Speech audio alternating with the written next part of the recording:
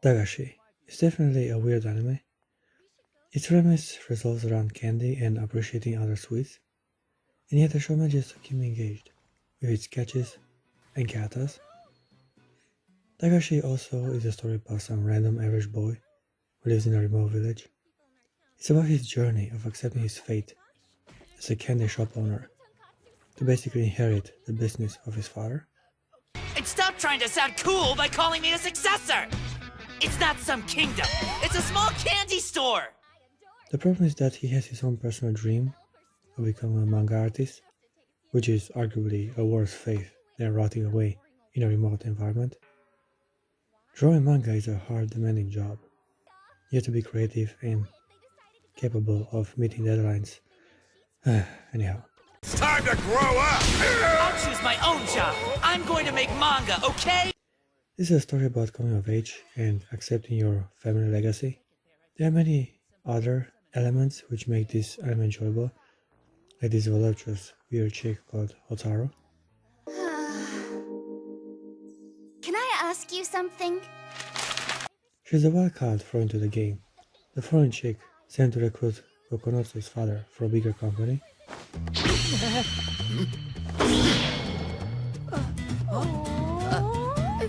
Her stake in the game is convincing Kokonotsu to inherit the shop, which also allows Yo to pursue his career even further.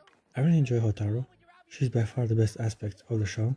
I like how dedicated she is to her art of enjoying sweets and other unhealthy snacks.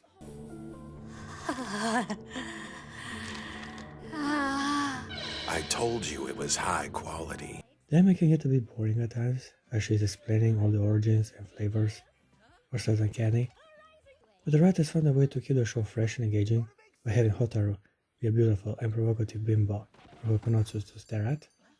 Hotaru has some nice boobies.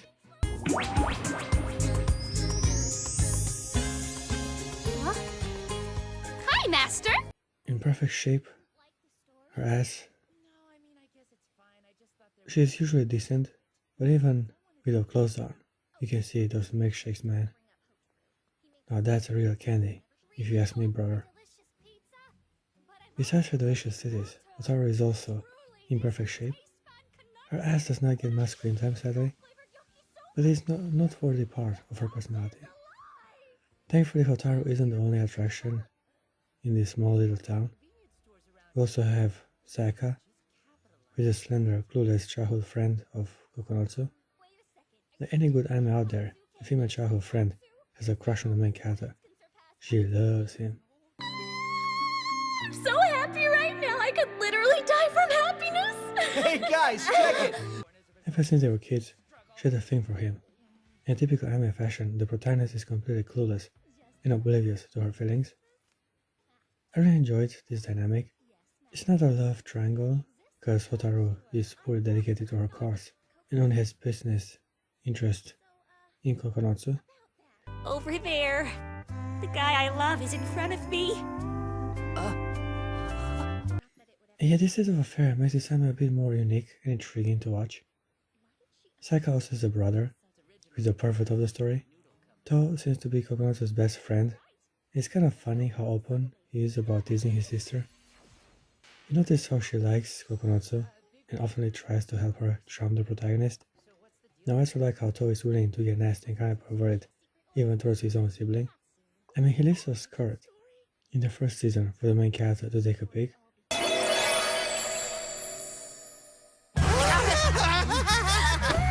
Coconuts, tell me you saw that, man! Which is a bit weird coming from a brother figure. And now in the second season, we have him trying his best to spy on his sister and Hotaru as they are taking a bath together. I have to do this! I have to see them! No matter the cost! This is thematic and yet it feels a bit off. Don't get me wrong, I'm a fan of Vinches and little sister complex. And yet Dagashi does not feel like that type of show. This is a unique entity which can be equally enjoyed by girls and boys alike, as they're being both nicely presented into an accessible story. What I certainly appreciate it, above all, in this show, is a fan service. I love anime for two main things: the continuity within story arcs and the female skin exposure. It shonen becomes better once it adds some titties or panty shots to the action, and Dagashi does not disappoint in this aspect. We see that girls take baths, and there are numerous allusions to perverted things as they enjoy juicy lollipops.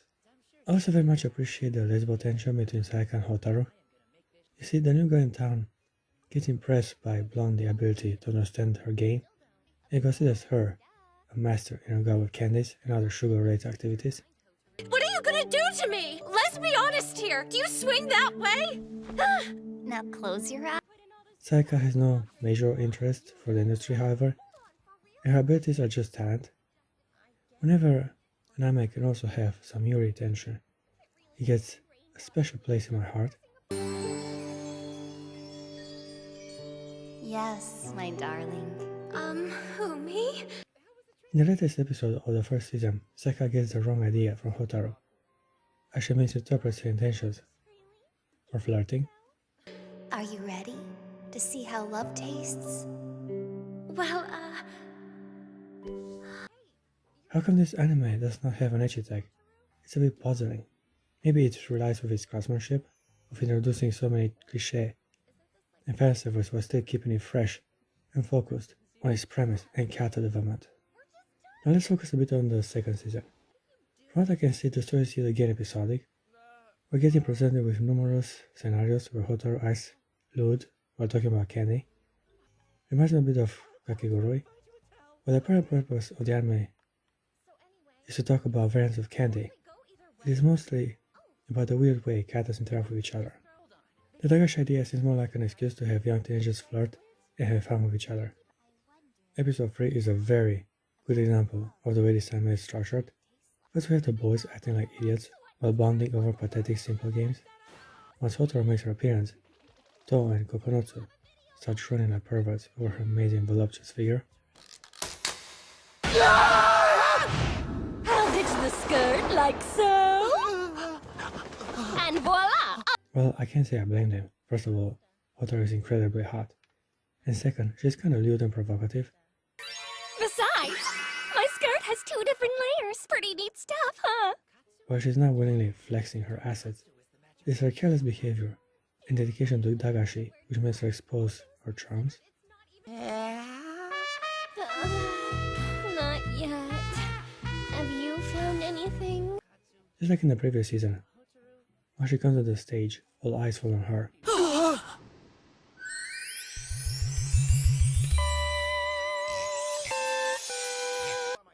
Speaking of which, she always had that kind of makeup. I mean, it is very discreet and maybe I had missed it in the first season, but now it's kind of visible. I really like that kind of eye makeup. It reminds me of 02 from Darling the Frank X6, and even her slender tall body is also a striking resemblance to that waifu. Pale skin, tall slender build, with some fine boobs. It's exactly my type of anime girl. How do you feel about boobs? How do you feel about boobs? How do you feel about boobs? How do you feel about boobs? Yep, Water is officially on my waifu list. The 4th episode really left me confused. I mean, it seems like these things are actually starting to change, and Hotaru might even reveal a more personal interest in Kokonotsu. This is big news for us. So far we've only been teased and indirectly led to believe that we might actually get some sort of romance in this anime, and now it may look like we might possibly have a couple. It is the fireworks episode, and usually in short anime, this is the last episode of the first season, where the tall, dumb, handsome dude finally confesses his feelings and kisses the big eye short, study-focused girl. Don't ask how I know this cliché. Sometimes in life, you are forced to watch stuff you fundamentally disagree with. Anyhow, the point is, this episode feels a lot like an ending to an established relationship between the protagonist and his crush. It came out of nowhere, as Kokonotsu suddenly decided to invite Hotaru to the festival. They have this awkward staring moment, and then we see them both emotionally ride on the same bike into the sunset. Just us two? It was unexpected and weird. Suddenly Candy is no longer the overarching distraction. We're actually getting to the point of teenage romance. This may be surprising, but I'm actually a very forgetful person. The ending was criminal. She gives him momentum of their friendship and bids him farewell. That we're never gonna see her again.